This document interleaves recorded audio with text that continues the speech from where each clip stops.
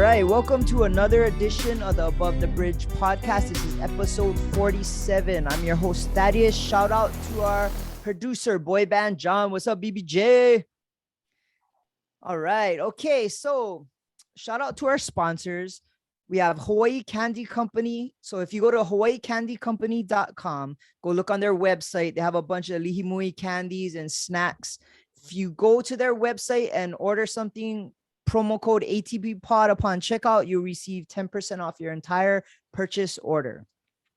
Also, we have Detail Garage Hawaii. If you need something to wax your car or detail your truck, car, or any vehicle you have, they have waxes, polishes, buffers, and whatever you need to make your car look brand new. Go to detailgaragehawaii.com, promo code ATB pod upon checkout, and you'll get 15% off your entire purchase order.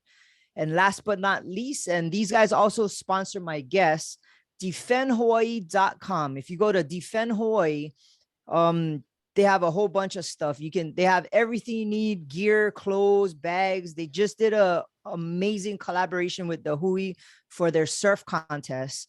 Go check out defendhawaii.com. Same thing, ATB pod upon checkout.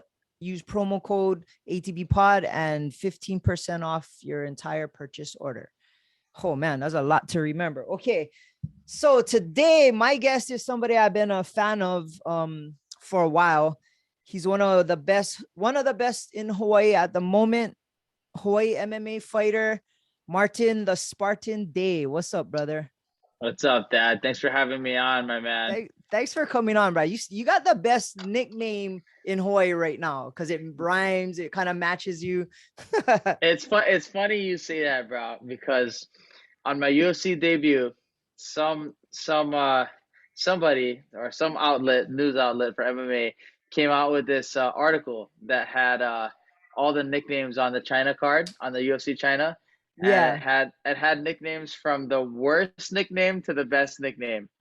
And so out of like the 20 something nicknames that was on the card, mine was like the third worst. Worst? Yeah, I don't get it. I guess just because it's like a common, I don't know, like a common thing, like the pit bull or the hammer or the Spartan. But I guess it rhymes though. Martin the Spartan, that kind of works. You know what I mean? No, yeah, bro. I thought it sounds good, and it's not only that. Like I didn't start just calling myself the Spartan. You know what I mean? I feel like when you just start you make a nickname for yourself, you just start calling yourself something, then that's when it's kind of lame. But yeah, someone started calling me that when I was an amateur, still kickboxing. So it kind of stuck. Oh, that's cool. Speaking of kickboxing, I'm gonna be totally honest with you. When I first seen you compete, I wasn't a fan. Like, I didn't like you. I didn't want you to win. You're fighting one of my little students that I taught from, I think he was 6 years old, and he used to pretty much live at my house on the weekends.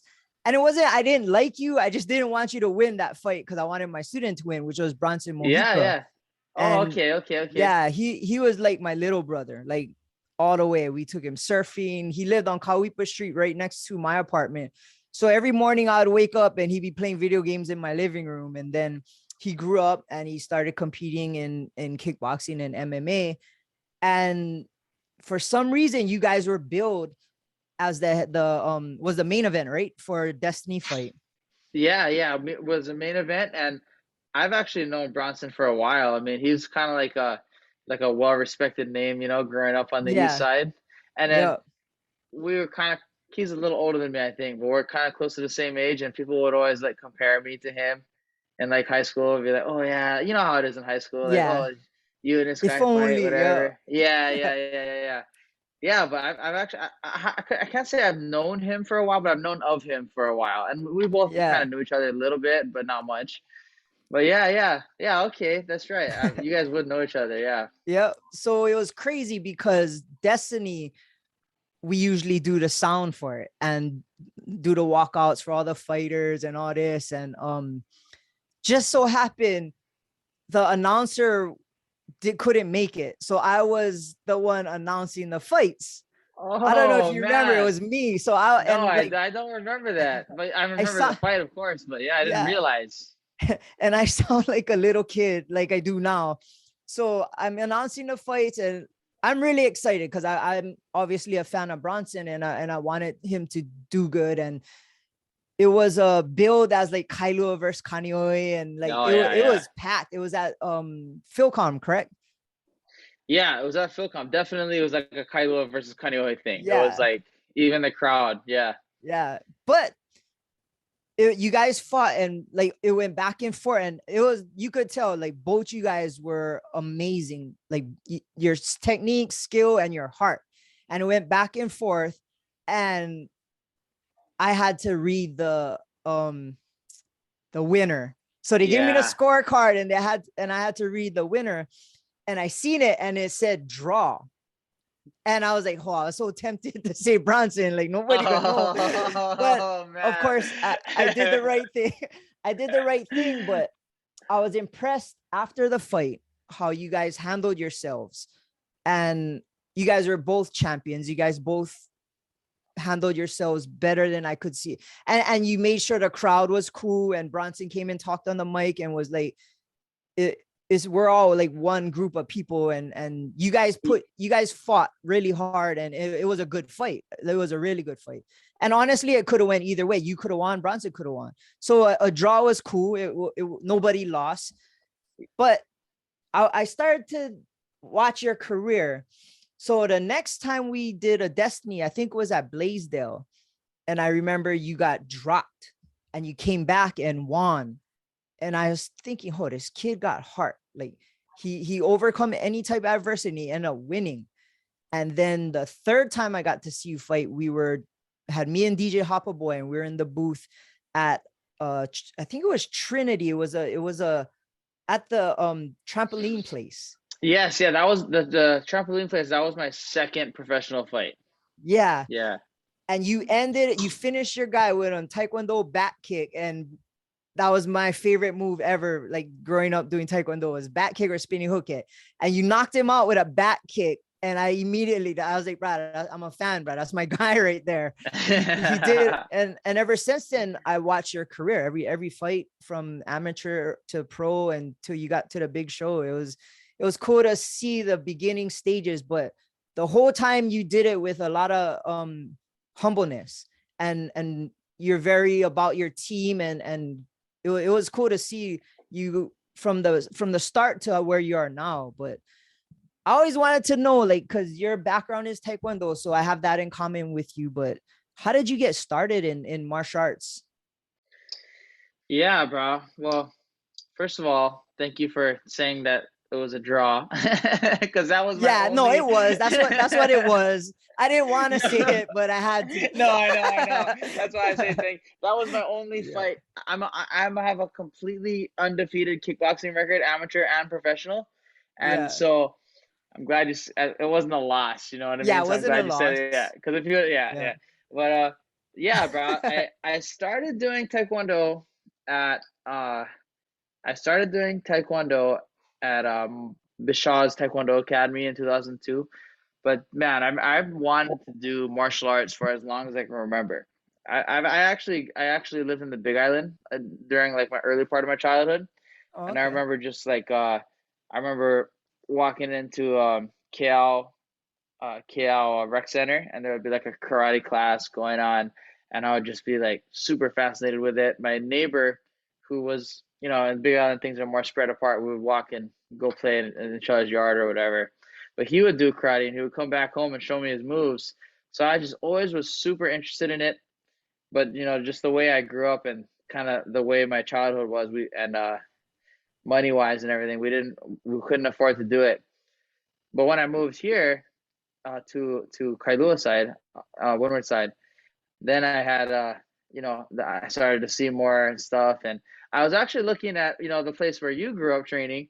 I was just see the little advertisements and stuff. So I was actually gonna sign up there. I was gonna do it, and then I went to the beach park in Kailua. It was like one of those like sunsets on the beach, and then I saw like the Yeah, yeah. demonstration from all the guys at Bashaz, and it just ended up like Oh, signing up for a free trial.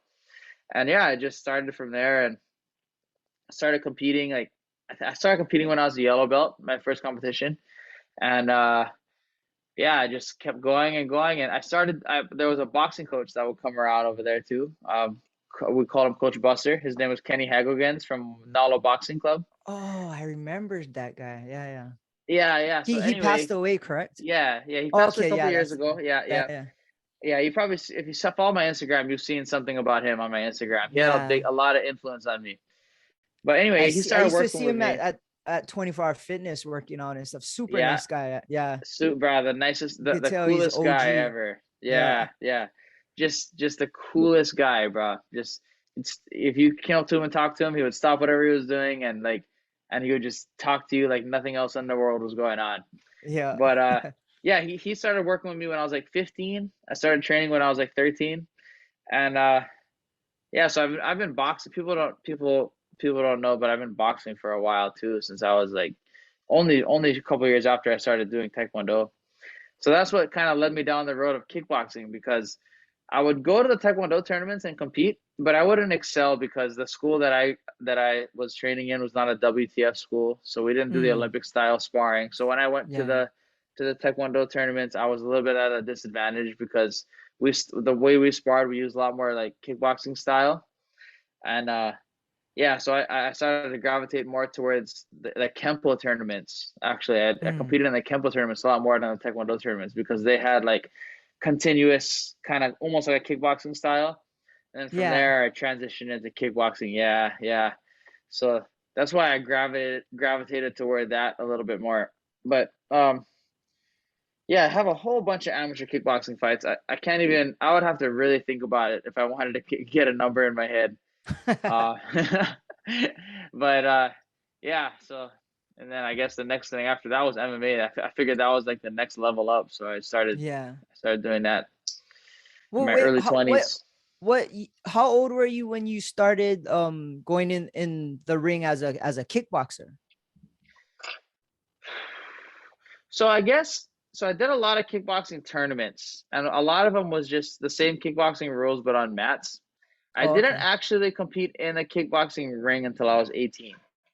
So I guess if you're gonna count just kickboxing in the ring, I think I'm probably like 11-0 or something as an amateur, or 11-0-1. You close to being a loss on that one if I was 10-0 in a and bad 1. mood. No, no, no. Yeah. No. If I had money on that fight, no, no, Yeah. That's why. Um, but yeah. So yeah, and then I actually have a couple of professional kickboxing fights too. Oh, Those that's just cool. kind yeah, those kind of materialized because I had like a MMA fight lined up, and then my Mm. opponent fell through, so we filled him with a last minute fight, and yeah, I have three professional kickboxing fights, 3-0. Oh, that's cool. Yeah, So yeah. at that young age, were you comfortable competing, or like you get the butterflies and like, oh shit, I'm nervous, or it's like, oh yup, I can show my skills, I can. Because you don't seem like a angry dude, or like a fighter, like, oh, I just want to hurt this person. No, You seem yeah. like this is a sport and you enjoy the competition. Yeah, bro. Like I'm not angry. I'm never. It takes a lot for me to get angry, actually, to be honest with you. Yeah. So, I mean, I know a lot of fighters are like, they'll be like, "Oh, this is personal. You're taking food off of my plate, off my kid's plate. I'm gonna go in there and kill you because this is one on one." Like, for me, it's just like I don't need any of that to kind of get me going. To me, it's just I've been competing for so long. It's just a competition, and I'm still gonna do my best to win, no matter what. For me, like the more emotional the situation is, the more clouded my judgment's gonna be. So I try to Mm. keep any emotion out of it, as much emotion out of it as I can. Yeah, so yeah, for me it's completely unemotional and just it's just a competition like anything else, you know. Yeah, They call I that don't. the focused calm. Yeah, I guess so. Yeah, I don't get angry too often. So, yeah, so I guess it could be a good thing, could be a bad thing. I don't know, but it's done me good plenty of times. So Yeah. yeah, Oh, so that's a lot of experience if you like grew up competing like at a high school age, and from there yeah, you have kind of a step up. And I always thought, like, kickboxing wise, even for us, we always tend to have fought boxers that try to learn how to kick. So as a Taekwondo artist, we already had the kicks down and we could learn how to box. So they Yeah. wouldn't know how to defend the kicks too well. So I always felt like, oh, okay, that was kind of an added advantage. I don't know if you had the same kind of feeling also. Yeah, it was reversed. Most guys in Hawaii, they learn how to box first, Yeah, and yeah. then you learn how to kick later. And then so like I feel like a result of that is just like you don't know the details. Like all of these guys, they don't know the details of how to throw these kicks. And it's like it's so funny because I remember like some of the guys in high school and stuff, they'd be like, "Oh, Tae Kwon Do" and stuff like bro.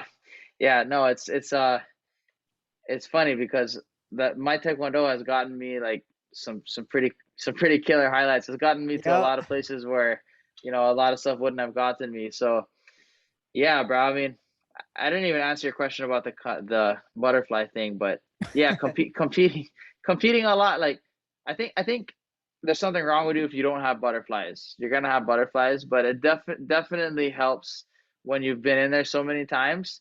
It's almost like just like another day, but you still get that little feeling in your gut, like it's go time. But for me, like once I start warming up, uh, yeah, once I really start warming up and hitting the pads and stretching and shadow boxing, that feeling pretty much goes away for me. And then maybe if it is still there a little bit, it's gone once the first punch is thrown in the fight or once the first strike is thrown, it's pretty much gone. But yeah, I know some guys they struggle with that feeling. Like I remember one of my boys, he had anxiety so much in the fight. He was just so antsy that one time he just threw up like getting ready for it to walk off of the fight. Still went out and fought, and then threw up after the first round again, oh and then wow. still finished the fight. End up TKOing the guy in the third round. So yeah, bro, it's just everyone is different, So I cannot say that having emotions or stuff like that is wrong or anything. It's just everybody is different. Everybody has a different fuel to their fire. That's true. Yeah. Yeah, yeah. So how did you make a transition to MMA from kickboxing? I mean, that's like learning a whole nother bag of tricks. You know what I mean? Was it easier Yeah. or was it like a long process? And I Nah. assume you're still learning now. Oh yeah, yeah. No, it was tough, bro. Like I had very limited grappling experience. I never like wrestle in high school because I didn't want to wear the whatever the Oh yeah, the wrestling singlet. onesie thing. Yeah, the Yeah. singlet one. Yeah, onesie I called it. Uh, yeah, bro. So and then another big difference is transitioning from 16-ounce or 10-ounce gloves to the Oh 4-ounce yeah. MMA gloves because the defense is a lot different. In kickboxing, you can like get away with like shelling up and covering. You can't do that in MMA because those little gloves they just find a home no matter what. Oh, I can't So even those imagine. two things was the big difference. Not to mention getting hit with 4-ounce gloves. Like, dude, Oh yeah. getting hit with a 4-ounce glove is harder than getting hit with a bare knuckle. Because underneath that 4-ounce glove is a wrap, Oh. and the glove is not soft. I mean, the glove is like is nothing really. It's just like to protect the guy's hand more than your face. So that being said, the guy just has more power in his hand to hit you. Oh, And then I of didn't even course like think the of that. grappling. Yeah, so all my fights, bro, like I mean, I don't know about all, but pretty much like 99% of the time, it's been about defending the takedown, staying on the feet, and striking. But that being said, too, my jujitsu's come. I feel really good with it nowadays. It's really coming along. So that I'm actually really happy with that of how far it's come, and but still so much room to grow. That's what it's all Oh about. yeah. Yeah, My mom always say you don't stop learning until you go to heaven. So that's actually yeah, yeah, yeah. on her tombstone. Like so you're always learning, Oh, you're always learning until the day you die. But so okay, so you're training at Bishaw's Taekwondo and kickboxing. Where did you start to transition to MMA and where did you start learning how to what team did you start off with for that? I was training with my friend, my boy Jojo Guillaume. I don't know if anyone who's watching this remembers that name, but he was a really good amateur kickboxer and amateur MMA fighter. Like he's one of those guys who could have easily gone pro because he had so many amateur fights. And he was like a really good amateur record. I think he only held like one loss out of like 15 fights or something like that. But he had like a nice setup in his garage, and we had like a little team going in the garage. We used to call it the squirrel's nest. Now that was just a joke, but we're gonna make a t-shirts, bro. The t-shirts we're gonna have like a nuts looking squirrel holding like an acorn with like fangs and red eyes, and then the slogan was gonna say "We get nuts." No, but Still anyway, can, bro.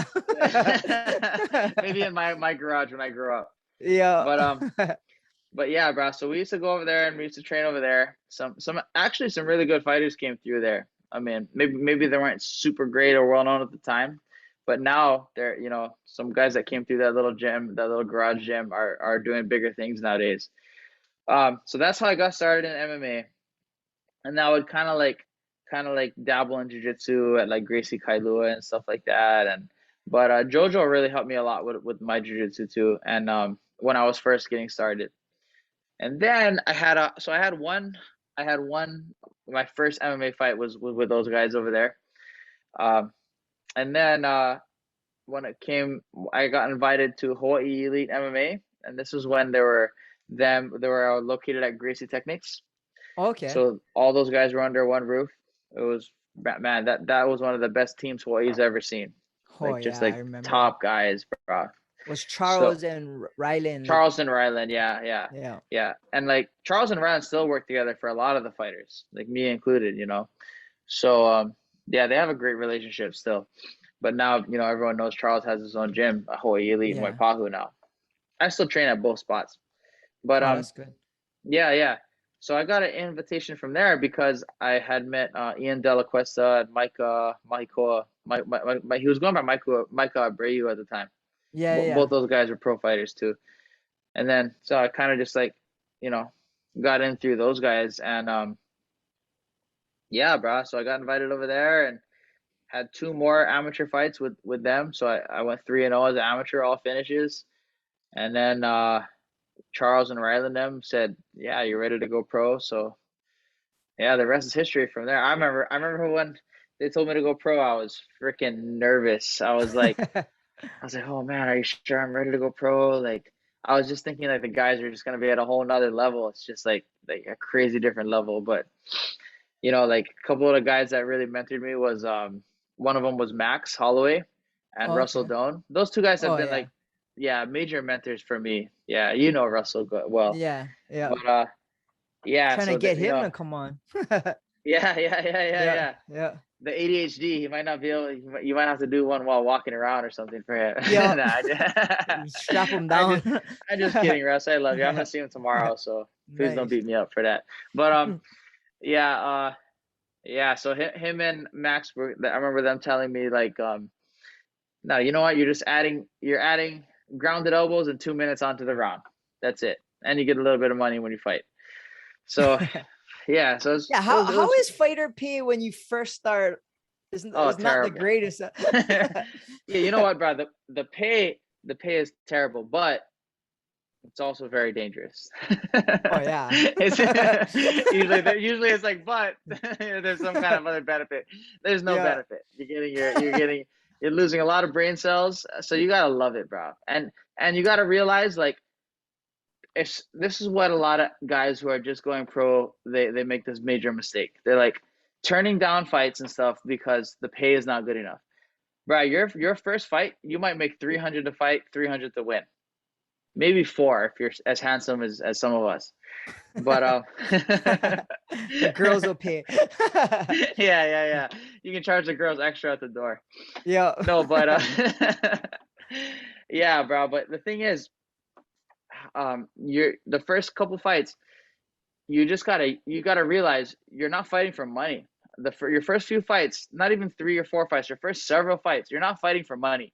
You're fighting to build your name, to build your record, and just to get noticed by a good manager or a bigger promotion or whatever it is that's going to take you to the next step closer to your final goal of getting into the UFC or getting into whatever organization you want to get in. It's usually the UFC, right? Or Bellator now or ONE FC.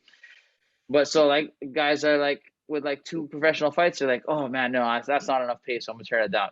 None of that's important. The only thing that's important when your first couple fights is the opponent. you got to take smart fights, right? And Yeah. then that's another thing too. You need the guidance, bro. Like in Hawaii, we have a lot of guys just coming out of the, garage gyms and stuff like that. And I got nothing against garage gyms. Like I came from a garage gym, but it's like you also need guidance for someone there to tell you. Because us local boys, we're gonna be like, oh yeah, that guy 10-0 all finishes. This is my first fight. Yeah, I'm just gonna scrap anyway. It's all good. But you Yeah. got to remember, bro. Once you're a pro, this is gonna go on your record for the rest of your life. So you have Yeah. to take smart fights that are gonna build you to the next level the right way. So yeah, us as local boys, we're like, oh yeah, we're gonna fight whoever, but we need that guy that's gonna be like, hey, no, wait a minute, this is not a smart fight for you. We got to make sure that stylistically this is a good matchup and that it's fair on paper at least, so that both guys have an even chance. And I feel like that's something that I had with like Rylan and Charles, Yeah. So they you gotta have somebody smart telling Yeah. you what's next, so you gotta have the big picture in mind. Forget about the pay, forget about the money. Be down to fight for nothing for your first few fights, because you might lose money. You got to pay your coaches and everything too. That's true. So yeah, but that's not what it's about, bro. And then later on, that's gonna pay off when you get into the UFC or you get into Bellator and all, or whatever your goal is, right? That's my two That's cents. pretty good. My 2 cents, bro.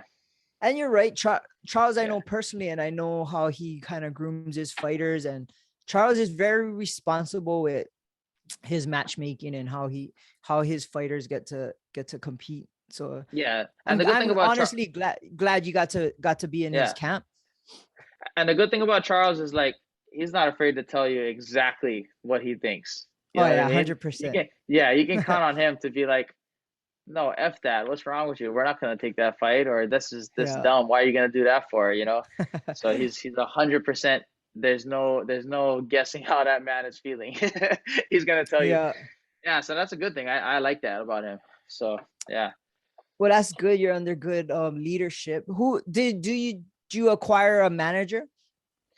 Yeah, so like I mentioned, like you start getting noticed a little bit. Boom, you grab and then the manager wants to pick. Usually, the manager asks for you. They want to pick you up. Because I mean, yeah, like at the end of the day, the manager works for you, right? Yeah. It's their job to find you fights, and it's a business agreement. But also they want to represent good fighters too. They want to represent guys who are serious and know what they're doing, so that it's like a even trade. Because there's no such thing as something for nothing. You know what I mean?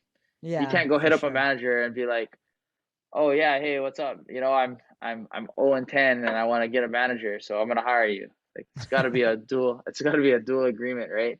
Yeah. But yeah, so yeah, for me it was I think it was, yeah, I was 2-0. I was 2-0 my first two fights, and then my manager started to inquire. And then of course too, it goes with the team too. Like Hawaii Elite had Jason House that managed some of the more Okay. top guys like Russell and Smoka yeah. and Don, yeah, some of Yeah. the top guys. So it's like, yeah, so this guy's gonna be your manager because this is the guy who manages. He manages these guys in your team. That's how it works most of the time. That's why you got to get on a good team too. Yeah, I felt Yeah, like the Hawaii Elite kind of went, okay, you're gonna get sponsored by Defend Hawaii and get managed by Jason.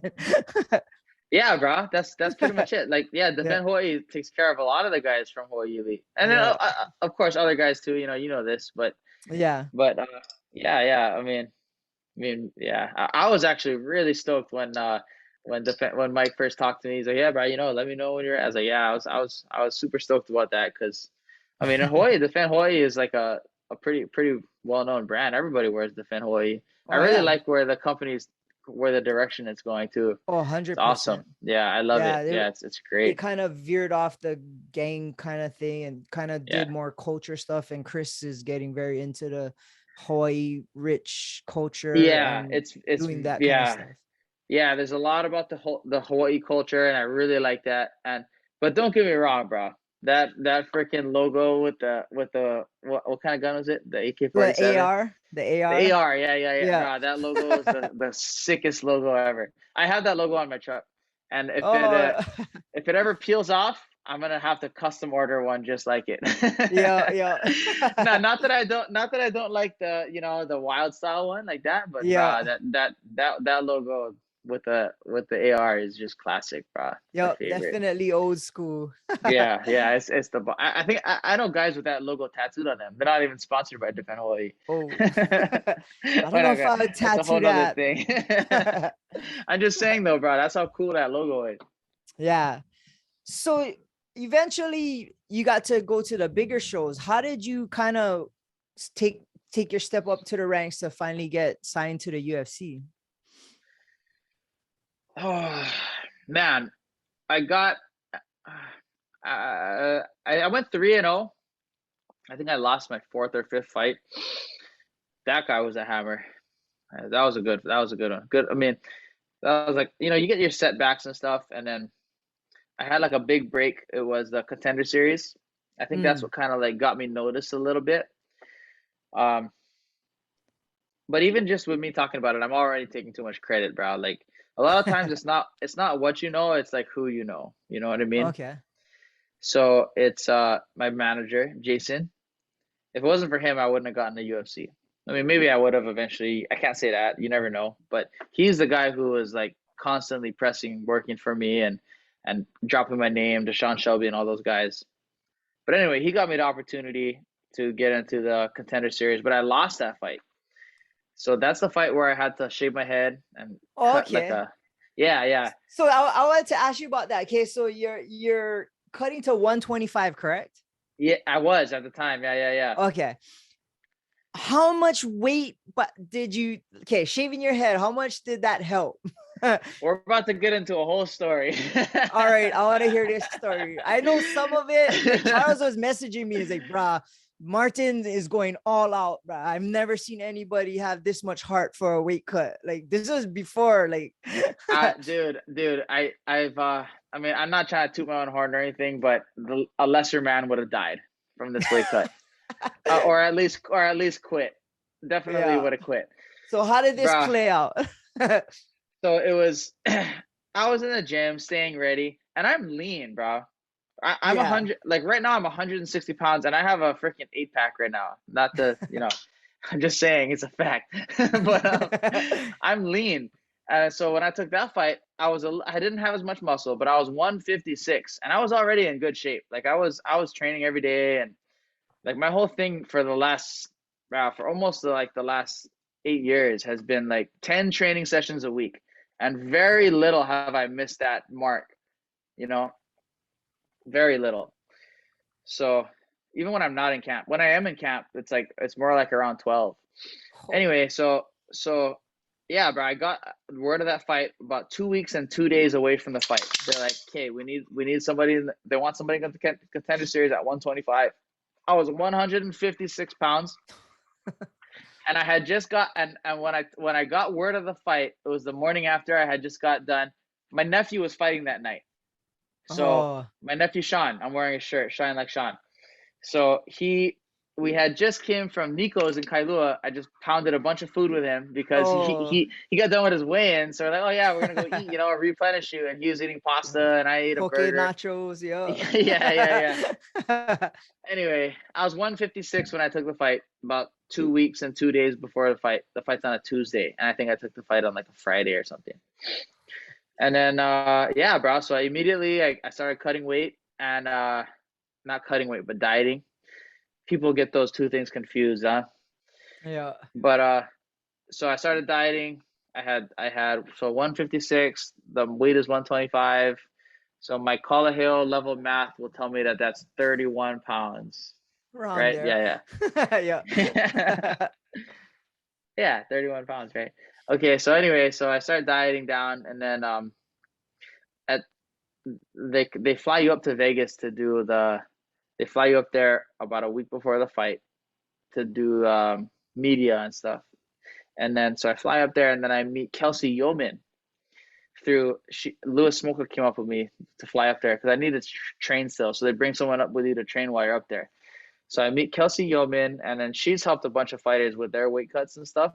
But I'm telling you right now, I wouldn't have made the weight cut. That wouldn't have been possible without her. And she's actually helped me with a bunch of weight cuts after that. She's a genius. Anyway, so she starts. So I'm over there, bro, and like we go to the store because I need some food. food. And I think I remember getting like one boiled egg and like a few like slices of a cucumber, and I'm just gonna eat it plain. And then she's just like telling me like, you're not gonna be able to perform eating like that and blah blah blah. So she just takes over. She makes an entire spreadsheet for me. This is how you're gonna diet, this and that, blah blah blah blah blah. And you're a But week out. about well, I think it might have been like more like a week and a half. Okay. But so she really helped me out and get that weight down a lot. And she said, yeah, and the fight was in Vegas, and she lived in Vegas, so she helped me with the when I got there too. But anyway, so I show up to Vegas. I did all my dieting, and it was miserable, bro. Like I'm doing like hit cardio sessions every day to keep burning calories. I'm drinking 2 to 3 gallons of water every day, and eating just horribly low calories, bro. Because I need to drop all this weight. And there's no way, like this whole time in my mind, it never crossed my mind. I never told myself, no, I'm not gonna make it. It was like I'm gonna make this weight, or I'm gonna literally die trying to make this weight. Because this is my dream. You know what I mean? This is my shot. So I show up to Vegas, bro, and I think I was 140. I want to say 148. It could have been 146, but this was Saturday afternoon. So I dieted down from 56 to about 48 or 46. We'll call it 10 pounds. And that's pretty good, for about 2.5 weeks of dieting. And then, but bro, I'm 146. The fight's at 125. I still got, you're still 22 pounds. Yeah. So yeah, bro. So Saturday afternoon, weigh-ins are Monday morning. So we got about a day and a half, day and 3/4. And I made it, bro. 126. But during that time, it was hell. Like the worst ever. Had Kelsey was taking me through the whole thing. It was like a weight cut I've never been through before. Like I've never been through anything like that, because we were like eating a little bit throughout the thing, drinking a little bit of water, just like replenish, and just down to a science, like exactly how my body was supposed to make it happen. She made it happen exactly like how I was supposed to. Had like Tony Diaz with me, like he's a fighter from Vegas, like talking to me every step of the way when I'm starting to get delirious and stuff. So and then in and out the sauna and all that kind of stuff. Oh, bro, I was living in the sauna. I was living in the sauna. I would take naps. We would get up at ungodly hours in the morning for me to go and cut weight. And then Kelsey was there, and her friend Sunny. And bro, we come down to the last leg. It's like early Monday morning. We got several pounds to go. We're just trying to get it off. Like I'm already like my voice, I can barely talk. My ears are like I can't hear good. And so at the very last leg, we go down there. We're gonna just check on the preliminary scale my weight. So we go down there. I think it was like 2 pounds off or something like that. And I had hair still, but bro, there was like maybe 45 minutes left to make weight. Otherwise, you're not gonna fight. So boom, we rush back. We're like, someone says, Tony, go grab some clippers, grab a buzzer, quick, bro. This guy, I find out later that this guy ran down to his car, went to a local barbershop, ran into the shop. I said, I'm borrowing this, and grabbed the buzzer and ran out, bro. He actually returned it. I don't know if those guys were his friends or what, but he just ran in, no explanation, grabbed it, said, I'll be back with it, came back. Meanwhile, Kelsey and her friend Sunny are shaving me, bro. They shave. You can't probably see it good, but I have the islands tattoo. Part of the big island is shaved off, and it's like, bruh, they're shaving my head. I'm in the hot tub, and I remember I started getting up between rounds, just staying moving, and Sunny is like holding me up. I start to like just like lose my sight. My sight's going, blacking out. I literally cannot stand up on my own anymore, bro. This can't be healthy. We're like, there's like 3, 4, or 5 minutes left. We got to make it down before 10 o'clock, because there's a window. You have to make weight from 9 to 10 o'clock. Okay. We make it there. I'm like 2 minutes late. They find me. I think it was like $500 or something. But I was 125 and a half, bro. 125 and a half, no hair. Only hair on my body was my little eyebrows. And I made it, bro. Yeah. They carried me down there. They said, you know what, we're not going to carry you onto the scale. But once I got to the room, you gotta walk yourself over there. Walk myself over there, drop my towel, butt naked. And bro, when you're in that state of mind, you don't even care, bro. Oh yeah. Like, you don't care who's around. You just everything just goes out the window. It's like I step on a scale. I remember that scale saying 125.5, and yeah, bro, So that's what was it. the first thing you drank after you weighed in? There's like a super super strict thing you gotta drink in the right order, in the right amount, and not too much too fast. Because if you Oh, drink too much too fast, you start to have problems. Like your body can't take it in fast, so you just sip real slow. And then now you can't do IVs anymore too. So, yeah. dude, we used to do IVs like when I was fighting in Hawaii and stuff. I get an IV after every weigh-in, and it's the best, bro. You feel like Oh Superman yeah. after your IV goes in, We because it's gave like that. Russell some. Russell's in my house Yeah. taking IVs before. He's giving it to him. Yeah, yeah. One time Yeah. my mom, she's a nurse, but she hadn't been a nurse in the hospital for a while. She was like a nurse going to people's homes. She did my IV one time. Bro, she Oh, missed my nice. vein like five Whoa. times. I almost passed out. I'll do your next one, bro. Yeah, bro. So no, you cannot even do IVs Oh, that's anymore. right. That's right. You Yeah, cannot. yeah, Yeah. yeah. IVs are banned now because they're trying to discourage big weight cuts like that. Oh, that's good. Yeah. For one But FC, they do a hydration testing, right? And they kind of make the weight classes different. yeah, one FC, they make the weight class. Like for me, for example, like I said, I was walking around at 160. I could fight as low as like 155, or I'd probably diet to 145. But people don't realize, bro. Like they're like, oh yeah, you fight your walk around weight. That's better. But bro, it takes a load of discipline to diet. Like Oh for me yeah. to be able to diet and be 100% hydrated at 145, bro, that's a load of discipline. That's gonna take like to the T dieting to get Mm. for me to get down to 145 and still be able to be fully hydrated. So that's like, yeah, that's because I show up fight week now at 150. You know what I mean? And if you're So fighting 135? yeah, 135. I show Oh up fight week wow. now 150. That I got it down to a science now. 150. I do my water load. Day before weigh-ins, I'm about 145 for my water load, and then I go from 145 to 135. And then at the next day in the cage, my performance weight is 154. So I back up Oh nice. about 19 pounds. Yeah. I've Well that, actually come up to 157 one time. oh wow. And you Yeah. feel strong and like Strong. Yeah. good to go. Super good. Yeah. Good to go. Good. 100%. Yeah. I guess it does All, come down to a science, right? Because I mean, when we were cutting weight back in the day, we'd stuff our cheeks with lihimui and sit in the sauna with a garbage bag and just spit until we were bro, dehydrated. I never heard the Lee Moy trick Yeah, before. you Yeah. just pack it with lihimui. You don't swallow it, but it creates a lot of saliva, and then you just spit in a cup. And I'm just thinking that that's Oh, that's liquid leaving my body, and then we would cut a hole in a garbage bag and just put it over us yeah, and yeah, just yeah. sit in the we're like old school kind, like no Yeah. science, bro science. Yeah, yeah. No, Yeah. bro, like, but that's why I mentioned Kelsey, because like, I mean, I had a little bit of a science down, but she brought it to like a T, bro. And so now I use a lot of it still. Like, bro, like just like there's a salt load, a sodium load, water load. It's just like everything is timed, and Oh, it all that's has to good. do with my body fat percentage, how much muscle mass I have at the time, and it's all like, yeah, it's super good to have the right people like that in your corner, bro.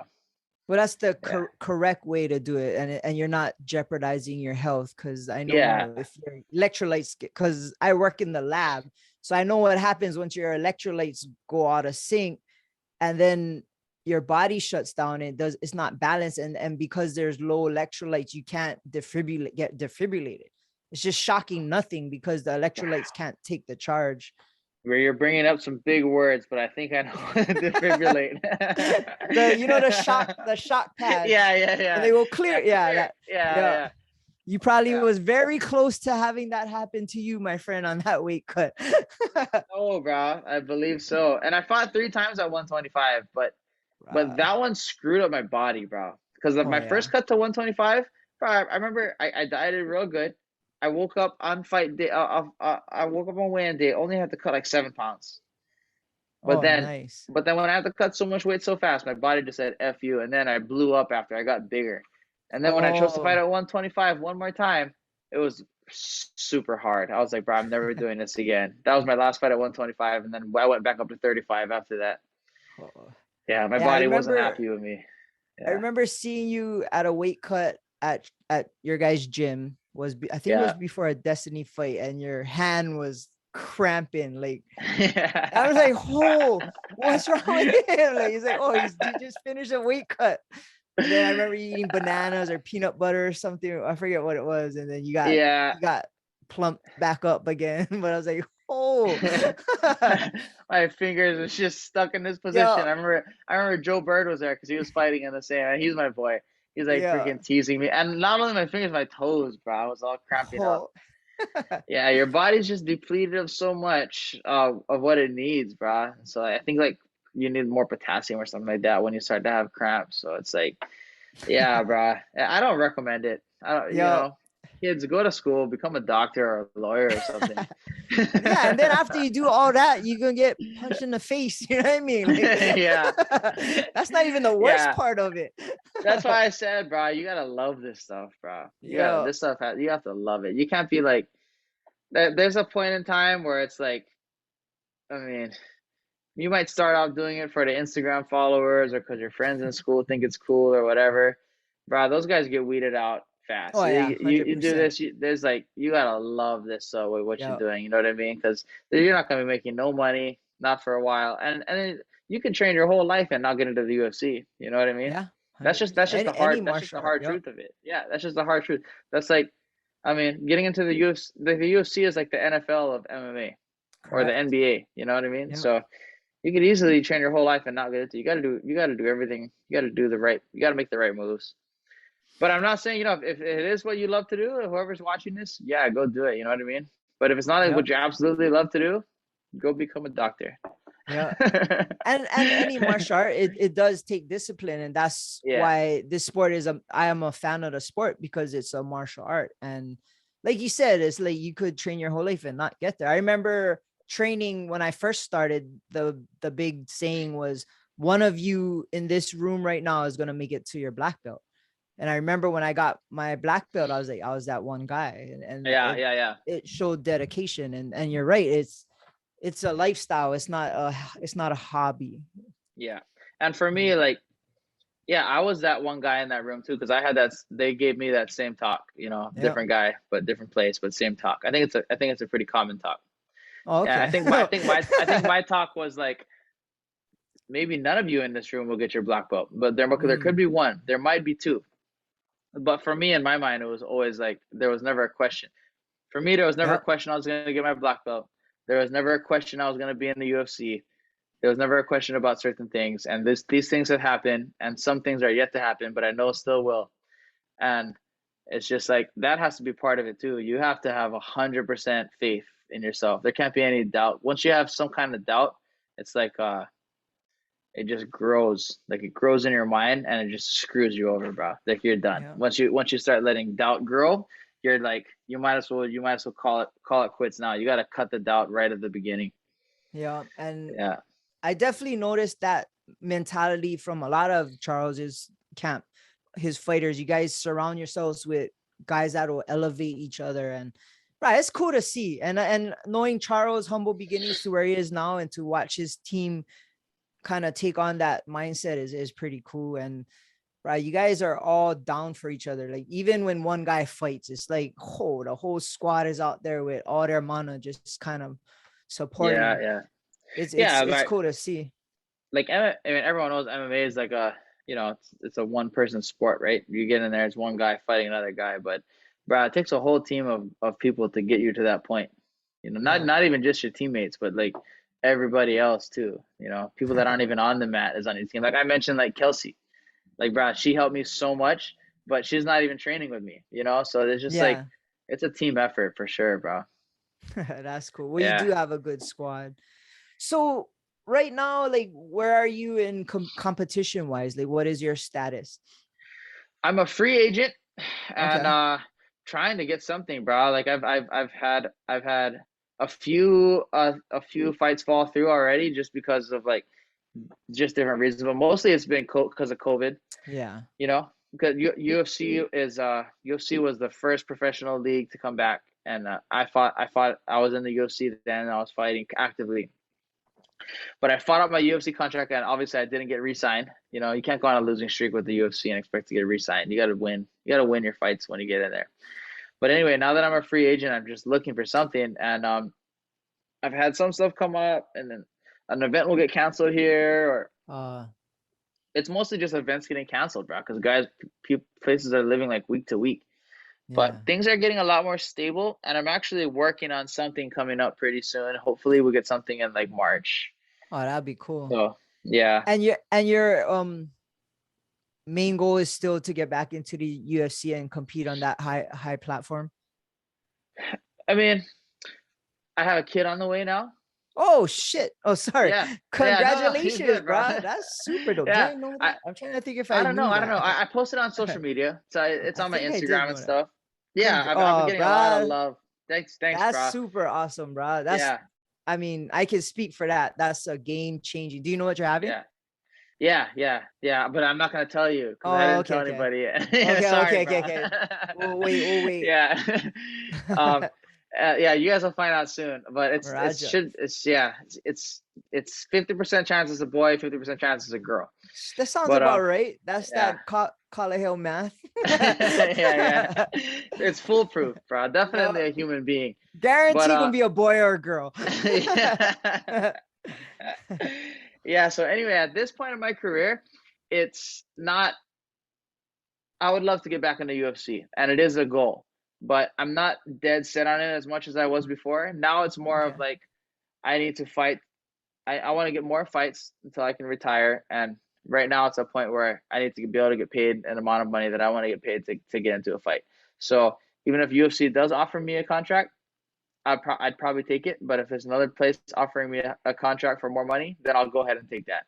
Well, at this point, at this point, that's more about that than anything else. I think just my mindset has switched around a little bit just because the kid is on the way. So I want to make sure I'm taking care. Yeah. And I'm also trying to set up myself. Well, not trying. I am setting up myself for after my fight career is done. You know, I've just like with coaching. I want to be able to coach mixed martial arts, and I want to make it after my career is done. And I will make it to a point where it's like Hawaii guys aren't going to want to go to Vegas to do their camps or go to California to find better training. These guys are going to want to come to Hawaii, not just to vacation, but because we got the best camps in the world. That's what my vision is for Hawaii MMA going into the future. And I'm not ready to do that yet because I'm still focused on my fighting. But when I'm done fighting and I can create that platform for fighters that want to come up in Hawaii, that's what my plan is for after I'm done. Well, so that's my thing. I definitely think that goal is attainable, and with your drive and determination, guarantee it'll happen. And one thing I admired a lot, and it's something that I used to do back in the day, was teach. And I got to teach at Hawai'i Elementary. They had a A+ program, and I got to teach the kids there. And I went to pick up my daughter from school one day, and I saw you in your dobak, your uniform. Yeah. Carrying kicking pads at Leisure Dawn, walking to one of the areas, and I'm watching you do this, and you don't see me. I'm in my truck, and I'm watching you, and I felt like, wow, he's doing the same thing I used to do, but I could see the passion, like, oh, yup, I'm gonna be teaching these kids something I love to do. And I honked, and I was like, oh, what's up? And you shocked at me, but that always stuck in my head because it reminded me of me, and it was cool to see someone doing the same thing that I used to do, but knowing that you're teaching got me excited. So I knew how you fight. I knew your mentality, your heart, and the way you fought. I knew you'd be a good teacher. So knowing that you were teaching kids kind of stuck with me. I'm like, oh, Martin's going to be a good coach. He's going to be a good instructor. And that legacy will be a lot bigger than being a world champion in UFC. The legacy of you teaching is what's going to be stronger and bigger than anything. You could be world champion. That's cool. But your legacy is going to be the kids that come after you and what they're going to accomplish. And you've been doing it already. I see your videos with the kids and kicking, and it's just, bro, it's very refreshing. It's very refreshing to see, dude. Yeah. I've been teaching kids for a while. I started in 2002 training, but then I started helping out in classes and stuff like probably like about a year later. But I've been teaching for a while now, and now, bro, like I was in the mall, Windward Mall the other day, and this kid was like probably like maybe like 19 years old, and he was like maybe 18, 19. Looked like he was just out of high school. He's like, Mr. Day. I was like, hey, and like I had no idea who he was, bro, because he's looked totally different. He's like, hey, you used to teach me when I was like 8 years old, and this kid is like 10 years later. I was like, yeah, and he mentioned his name, and then it rang a bell, and I was like, oh yeah, yeah, right. I think I remember you, but yeah, bro, I've had like the pleasure of teaching so many kids in the community coming up, and it's really Yeah, helped me. Teaching helps you become a better martial artist. 100%. Yeah, it helped. It's and lately I've been coaching a lot too. Not just kids, but also like everyone from people that just want to learn how to learn how to strike a little bit, or people who are professional fighters, and it helps you break down your game a little bit more and have a Yeah. deeper insight about like tactics and just setups and everything, bro. Because you have to like look at it from a different perspective when you're coaching, and Oh you got yeah. to kind of like fill different shoes, gives you a different angle to look at things. So I feel like that's actually helped me a lot in itself. Yeah. Yeah, I yeah, would Brian. definitely I would Yeah, get way more nervous when my students would compete versus me competing. And I would always love to teach kids versus the adults, because kids will come at you with a childlike mentality where you ask them to try this, they're gonna try 100 times, fall down, do whatever. Versus an adult, then give you 100 reasons why they no can. You know what I mean? yeah. A lot of times I like teaching kids better. Yeah. A lot of times, just for that exact reason, bro. They're like Yeah. so eager to learn. They're eager to learn, and they're just like they don't make excuses Yeah. like that. They Exactly. might some kids might complain a little bit here and there or whine about something or maybe say they can't do something. But then when you tell them that they can do something, and then you go one step further and show them that they can do it by making them able to do it, it like opens up their mind, and they realize like, hey, I can do these things. Things that I thought that I might not be able to do, I can actually do. So it gives them that empowerment. You know what I mean? Yeah. That's why I like teaching kids. Yeah. Plus you're living it, and you're not only teaching but you're doing it by your example. So that's the best way to teach, by example. Like anybody could sit on a couch and tell people what to do, but to Yeah. show and compete, and bro, that's cool to see. Yeah, you know what it is, bro? Like this is like one of the things I live by when it comes to teaching. People, they don't care about how much you know until they know about how much you care. You ever heard that before? Oh no, that's a good one. Yeah, they don't care about how much you know until they know about how much you care. You could be the I guy, you like could be that. the best fighter in the world. You could know exactly what you're talking about. But if you don't genuinely care about this person, you're not going to be effective. You're not going to be an effective coach. You're not going to be an Ah, effective leader because you don't care about them. You yeah. gotta, you gotta, you gotta care. You gotta have that passion towards this person. You gotta genuinely want them to improve, or want them to reach their goals. That's the main thing. And then so leading by example, like you mentioned, that's showing that you care. Like leading by, I forget who said it, but there's only one way to lead, and that's just by example. No, it doesn't Yeah. matter what you say. If you're doing the opposite, that no one's gonna follow you. You gotta be walking the talk. Yep, exactly. Yeah. So, okay, aside from your martial arts and coaching and teaching, like, what do you like to do, like, when you don't have, when you're on your free time? Like, obviously you have a family, you're gonna have a kid, so your free time is gonna be very minimal. Watch, you're not even gonna sleep now. But That's what they say, bro. yeah, But you know what, bro? I'm gonna tell you one thing right now, and Russell will agree with me. There's nothing worse. There's not nothing worse, but there's no sleep worse than the sleep you get before a weight, but while you're in a fight week with your weight cut. that's true. I don't care You're what right. anyone says. At least with Well, your especially what baby, you went through. yeah, bro, with your baby, you can. I mean, I don't have a kid yet, so I don't know, but Russell has told me this too. And this is how I imagine it happening. With your baby, you can get up, stop them from crying, and go back to sleep maybe. And maybe you Yeah. can get 30 minutes, 2 hours, whatever. But you go back to sleep maybe. Bro, when you're in fight week, you might not go back to sleep. You're like tossing and turning, you're hungry, you're probably not gonna be able to Depleted. sleep good at all. You're depleted. Yeah. So Worried about I don't somebody see, punching you in the face at the end of the yeah. week. Yeah. Oh yeah, not to the nerves if you have that Yeah. issue. I don't really care. You know what I mean? I don't see how it's gonna be much worse than that. I get to You're get up right. and You're take care of right. my baby, then I get to try to go back to sleep after That's a good way to on a look full at it. stomach. Yeah. Now it would suck if I have the baby and I have a fight. Oh, Then I yeah. gotta. That's when your wife Yeah. gotta take care. Yeah. I Yeah. forgot what you said right before that, bro. But So what do you do yeah. for your free time? Like, what do you do for Oh fun? yeah.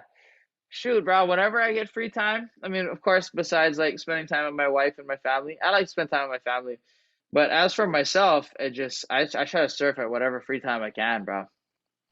Like what like if I get free time during a good swell or something and conditions are good, I'm out there. So Nice. in the summer, you can usually catch me down at Queens, Waikiki, winter Okay. time. Me and my family cruise down Baby Mocks a lot. Depends on the Oh, swell, but yeah. yeah, when you got that direct north swell coming in, bro, Baby Mox Yeah. catches perfect and It was clean uh, this past week, huh? oh, so clean, bro. Yeah, Yeah, I drove past a couple times because I grew up yeah, bodyboarding Makapu. That was my spot.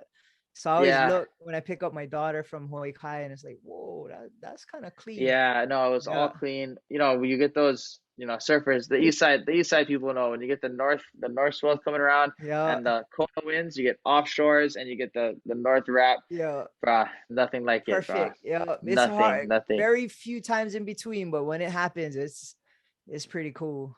Yeah. Yeah, no, yeah, just this last Wednesday, bro. I was down at Baby Box and it was one of those rare days. Yeah. And for me, over there is like for me, Queens is my favorite wave. That's gonna be my favorite wave. It's perfect wave.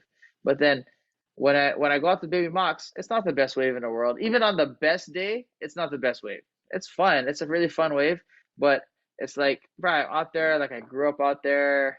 My Yeah. everyone, you go out there, everyone, everybody in the water. It's like a different feel, you feel like Yeah. you're right at home. So Yeah. that's And that's that's your that's the side of the thing. island. Yeah. Yeah, we don't get a lot of good waves on the east side, so when it happens, it's Yeah. like it's the bomb, bro. When that happens, super It's super good. different salinity levels too that can change the environment also. Makes you feel better. Yeah, yeah, Yeah. yeah, yeah, bro. Like I was reading this thing. It's like negatively charged ions, Yeah. and it happens when there's a lot of water evaporation in the air, and it Yeah. makes you feel good. That's why you always feel good when you come out of the water. What is that big place with the waterfalls all around? Niagara Falls Yeah. has the Yeah. it has the highest rate of girls saying yes when getting proposed to because they feel good, bro. Because they got all the negatively charged ions coming in the Or they air. scared if they say no, they can get tossed over. Nah. It's one or the other. Yeah. Oh I've never shit. been over there, but it looks cool, Me bro. neither. Yeah. Well, we've been going for over an hour, bro. I could talk to you about all this stuff for a while. Oh, We time could have flies, bro. BBJ ask you the question of the week. Let's go, bro. Question of the week. Before I question of the week, I had a question. Yeah. Who are your top 3 favorite local fighters? Oh my God, bro. You're gonna make me pick three, only three? Okay, Oh, you four. better pick Let's go good four. because Let's you're go gonna have four. to spar the ones you never pick. Nah. It's gonna be tough to pick just four, bro. But I'm gonna go ahead and I'm gonna say Russell Doan. He's one Yeah. of my favorites. Max, these two guys, Max Holloway and Russell Doan, have been helping me since the beginning of my career. Uh, my third favorite local fighter is local kid, amateur kickboxer. A lot of people don't know who he is, but he's Sean Day, freaking hammer. And and my fourth one, I don't know. Probably gonna have to say BJ Penn just because BJ he was like one of the first guys to kind of put Hawaii on the map. But I'm gonna add in Brandon Wolf too, bro, because Brandon Wolf's a Kailua Oh, boy. yeah. Brandon Wolf's a Kailua Yeah. boy, and a lot of the guys who made it bigger from the west side. But me and Brandon are both from Kailua, and we're the only Yeah. two. I think, to my knowledge, we're the only two East Side guys that made it into the UFC. So I'm gonna throw Brandon's name in there too. Team MMA, was it MADD? MMA. MMAD, yeah. Yeah. Mixed Martial Arts Development, OG Yeah. team, bro. Yeah. Yeah. I used to go over there when I was like in high school or right out of high school and get beat My up by all student those guys. Colin used to train with those guys. Yeah.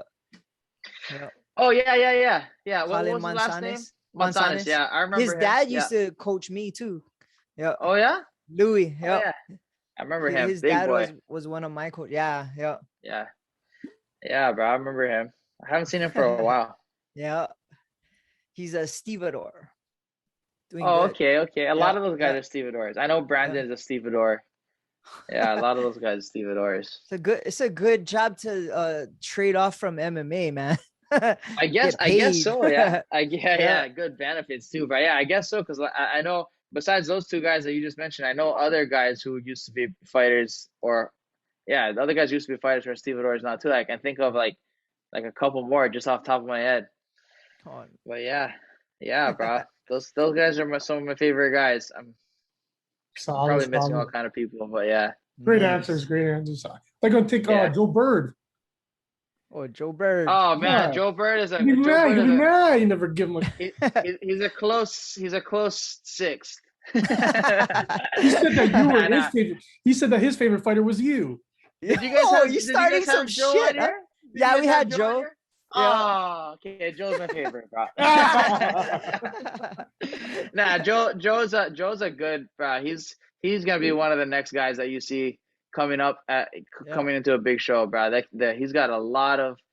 I almost said talent, but I don't like the word talent because it's skill. Like that kid, he's got a lot of skill, bro. He's scary, bro. And heart. Yeah, he has some heart, bro. Yeah. I've only been dropped a handful of times in my adult life, bro. My liver is permanently on the opposite side of my body because of Joe Bird. Yeah, he's a hammer. Hammer, bro. You gotta watch out when you're sparring him. He'll make you pay fast. Same thing, bro. Humble and personable and just a cool person. Yeah. Yeah, you gotta. I still gotta bring my skateboard. skateboard. He's supposed to hook up my skateboard. People don't know, bro. People don't know. Joe is not only one really good fighter. He's a real one of the best skateboarders from the east side. Yeah, he's fearless, bro. Jumping off the wall, like, bro. I could go on about him, bro. Skateboarding is crazy, bro. Yeah. Okay, so good answers. So having said that, what is the best moment you've had in your fighting career? I would have to say the best moment of my fighting career was when I got signed to the UFC.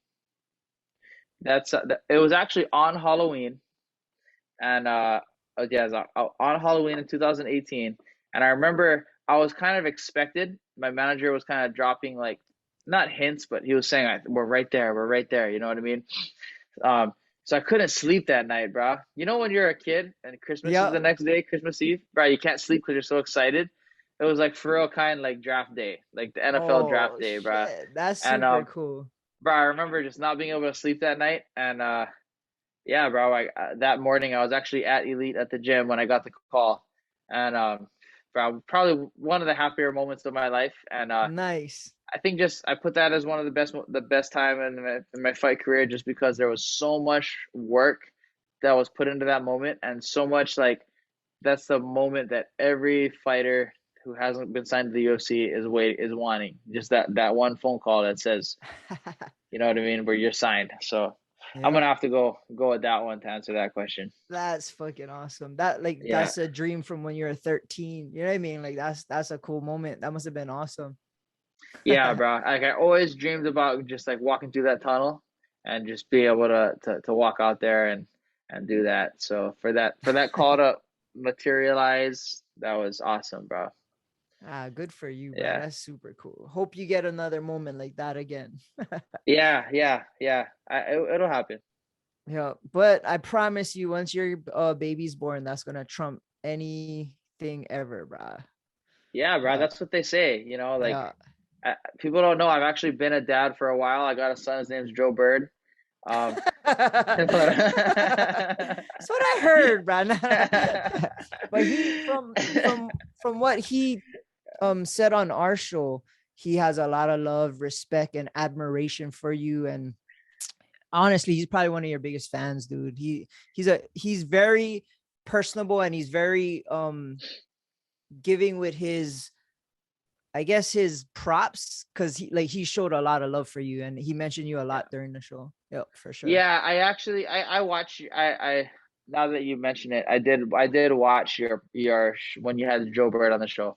I did watch it, and yeah, Joe's he's the man, bro. Super giving. He'll Yeah. give you the shirt off his back, and he's such a multi-talented individual.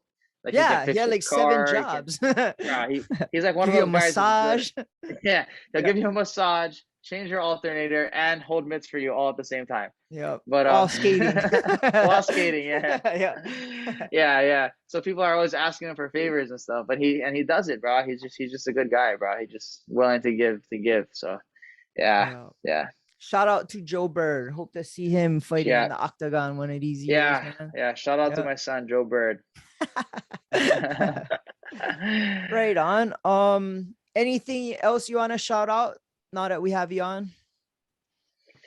Uh, yeah. I mean, not really, bro. I mean, we didn't really talk about this too much, bro. But like, I just want to like say one more thing real quick. There's a lot of kids that are growing up in Hawaii that don't have a lot of stuff. You know what I mean? Yeah. You might not think you have as much opportunities and whatnot, but just like when I grew up, I I I didn't even live in a house until I was 10 years old. I was living in a tent for my whole life. No Oh, electricity, no running water, no AC, like none of that stuff. So you can you're gonna be able to if you want something bad enough, you're gonna be able to make it happen. It's just a matter of wanting it bad enough. You know what I mean? Because like people tell me like oh yeah, I have this going on or this excuse. Really, there's only one. You cannot have excuses and results. You can only have one of those things. yeah. So just like you know what I mean. Choose the latter. You know, choose the Yeah, results, and that's just gonna be from you wanting it bad enough. that's true. So And yeah, I bro. A like lot, a that. lot of a lot of us local boys in Hawaii, a lot of kids they don't have a lot. So it's okay. You know what I mean? Even better when you make it for you Yep. to make it on almost nothing. So yeah, that's it. That's it. Yep. That's awesome. And like you said, like your son will reap the benefit, or your son or daughter will reap the benefits of your sacrifice and everything you Yeah. did throughout your life to get to where Not you to are. mention, bro, it makes you a stronger person.